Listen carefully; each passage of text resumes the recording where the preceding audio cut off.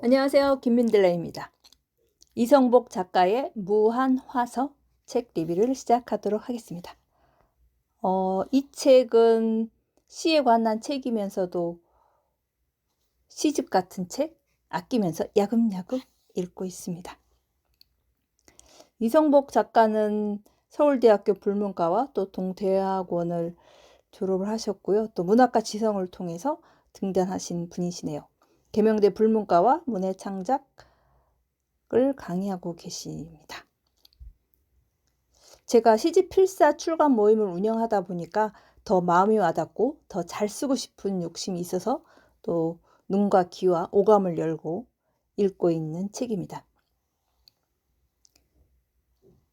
시를 쓰면서 필사시가 중요하고 또 이론적인 내용도 중요하기 때문에 필사 시집과 이론에 관한 책을 한 달에 한 권 정도 읽으면서 시집을 필사하고 창작시를 쓰고 있는데요. 많이 도움이 되죠. 무한화서는 총 183페이지이지만 78페이지까지 읽은 내용을 소개할게요. 한꺼번에 읽을 책도 아니고 조금씩 읽으면서 되새기면서 읽거나 글을 쓸 때 참고하면 좋을 내용입니다. 78페이지까지 총 196가지를 아포리즘 형식으로 썼고요. 3문장에서 5문장씩 이렇게 쓰여 있어요. 짧은 문장들이지만 글을 쓰시는 분들이라면 깨달음과 좀 탄식이 이어지는 글이 많았습니다. 보통 책 리뷰는 인상적인 문장 3군데를 뽑는데요. 이 책은 5군데 정도를 뽑으려고 합니다. 0번부터 195번까지 제가 읽었는데요. 0번 책입니다. 0번 문장입니다. 화서란 꽃이 줄기에 달리는 방식을 말해요. 순 우리말로 꽃차례라 하는데 여기에는 2가지가 있어요. 성장이 제한된 유한화서는 위에서 아래로, 속에서 밖으로 피는 것이고 성장에 제한이 없는 무한화서는 밑에서 위로, 밖에서 속으로 피는 것이에요. 구체에서 추상으로 비천한 데서 거룩한 데로 나아가는 시는 무한화서가 아닐까요? 언어로 표현할 수 없는 것을 표현하려다 끝없이 실패하는 형식이니까요. 네, 11페이지에 나온 내용입니다. 무한화서, 책 제목이 무한화서이고 이게 무슨 뜻일까? 저도 아주 궁금했었죠.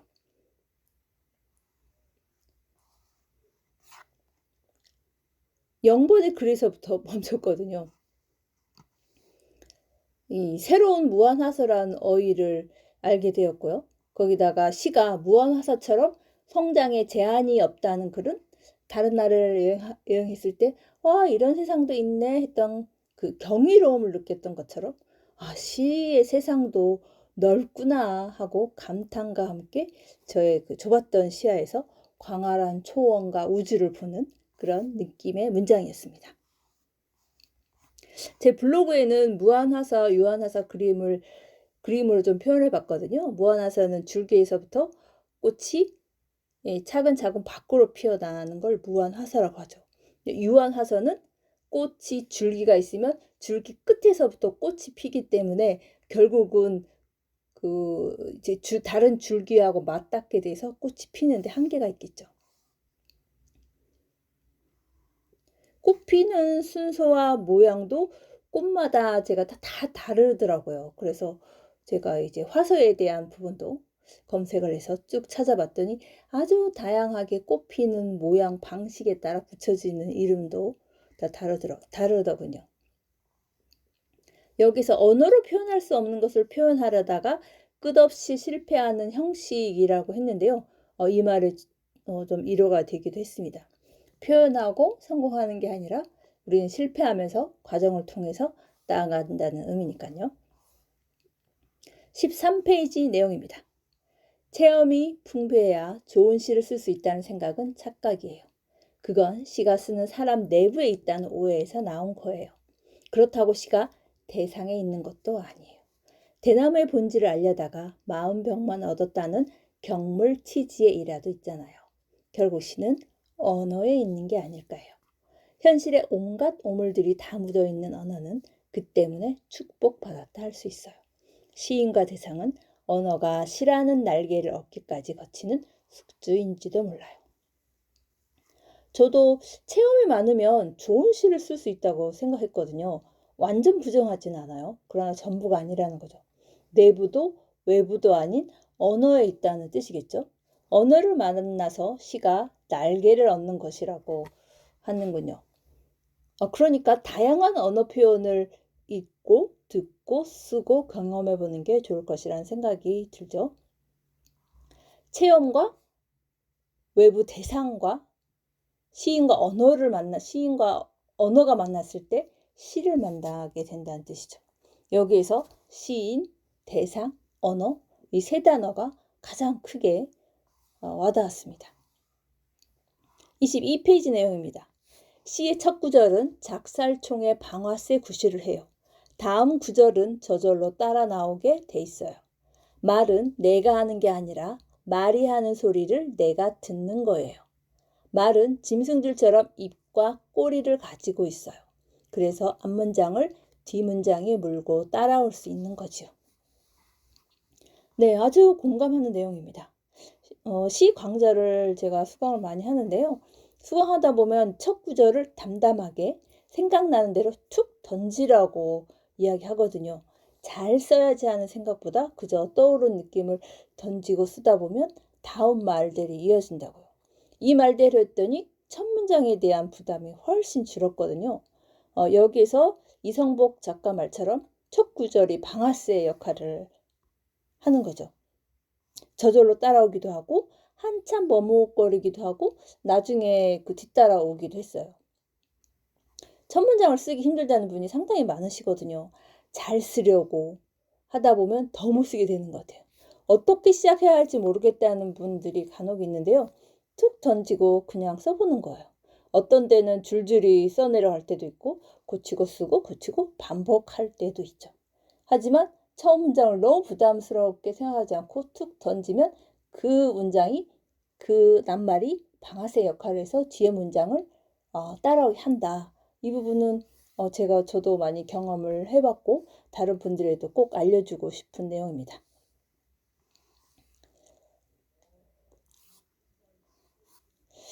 제가 마라톤 시집을 냈는데요. 마라톤 시처럼 아름답게 시집에서 꿈이라는 시입니다.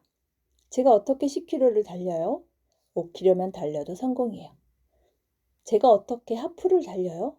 못할 것 같아요. 제가 어떻게 풀코스를 달려요? 못해요, 못해. 제가 풀코스로 완주했어요. 꿈꾸니까 되네요. 당신의 꿈은 뭔가요? 네, 꿈이라는 제 시인데요. 처음에 제가 어떻게 10km를 달려요? 이런 질문들을 상당히 많이 하거든요. 제가 풀코스 마라톤을 5회를 완주했는데 주변에서 항상 물어봐요. 조금씩 달리기 시작하세요. 10km 금방 늘어요. 하면 제가 어떻게 10km를 달려요? 5km도 못 뛰는데요. 이러던 분이 2달 안에, 석 달 안에 10km를 뛰시는 분들이 상당히 많거든요. 하지만 처음엔 다 제가 어떻게 10km를 달려요? 이 말을 상당히 많이 하시거든요. 질문도 저한테도 많이 하시고요.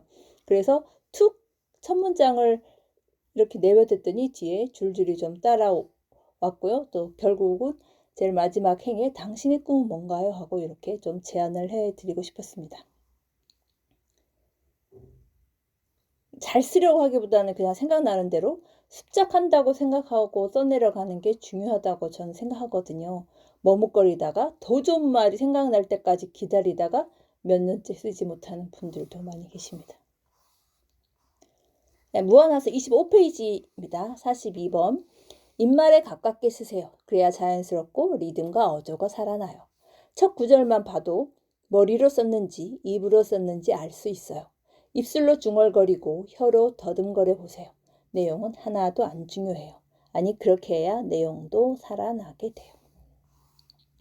이 책도 거의 입말처럼 쓰게 됐잖아요. 쓰세요, 하세요, 알 수 있어요. 구어체, 문어체가 아니고 좀 구어체 같은 느낌이 들죠. 이 책에서 시를 소개하진 않아요. 하지만 이런 내용을 보니까 이게 관련된 시를 좀 소개하고 싶었습니다. 최영미 시인의 선운사에서 낭독해 드리겠습니다. 꽃이 피는 건 힘들어도 지는 건 잠깐이더군. 골고루 쳐다볼 틈 없이 님 한번 생각할 틈 없이 아주 잠깐이더군. 그대가 처음 내 속에 피어날 때처럼 있는 것 또한 그렇게 순간이면 좋겠네. 멀리서 웃는 그대여, 산 넘어가는 그대여. 꽃이 지는 건 쉬워도 있는 건 한참이더군. 영영 한참이더군. 네, 이 책도 보면 말하는 듯이 쓰잖아요. 이게 바로 입말체라고 할 수가 있겠죠. 글을 쓸 때 이더군, 뭐 좋겠네, 한참이더군 이렇게 글을 쓰지는 않잖아요. 쓸 수도 있죠. 하지만 여기 말하는 것처럼 잠깐이더군, 좋겠네, 뭐 이런 식으로 하면서 말하듯이 쓰는 게 바로 이제 입말체로 쓰라는 이야기였습니다. 무한하서 26페이지입니다. 시 쓰기를 겁내지 마세요. 자기 자신에게, 옆 사람에게 속삭이듯 얘기하면 돼요. 다만 말은 말이 반이고 침묵이 반이라는 것, 그리고 어떤 얘기를 하려면 다른 얘기를 해야 한다는 걸 잊지 마세요. 네, 시 쓰기를 겁내지 말라고 하는데요. 저도 아주 공감합니다. 많은 분들이 처음 시를 쓸 때 엄청 겁나하거든요. 저도 시를 뭐 그렇게 잘 쓰진 않지만 습관처럼 쑥쑥 써내려 가려고 많이 생각을 하는데, 처음 저 시집 필사 출간 모임에 오신 분들은 시 쓰는 것 자체를 너무 겁내하고 첫 시를 상당히 어려워하시더라고요. 잘 써야 되겠다는 생각이 있어서 본인도 힘들다고 얘기하시는 분도 계셨습니다. 그러다가 영영 못 쓰게 되거든요. 한 발자국 용기 내서 쓰는 게 가장 중요한데 그 부분을 어려워하시더라고요. 인용 문장 중에 다만 그 다음 문장이 아주 매섭게 들렸어요. 말 반, 침묵 반이라고 하는 것. 그리고 얘기를 하려면 다른 얘기를 해야 한다고 하는 것. 이게 바로 비유, 상징어를 얘기하는 뜻이겠죠?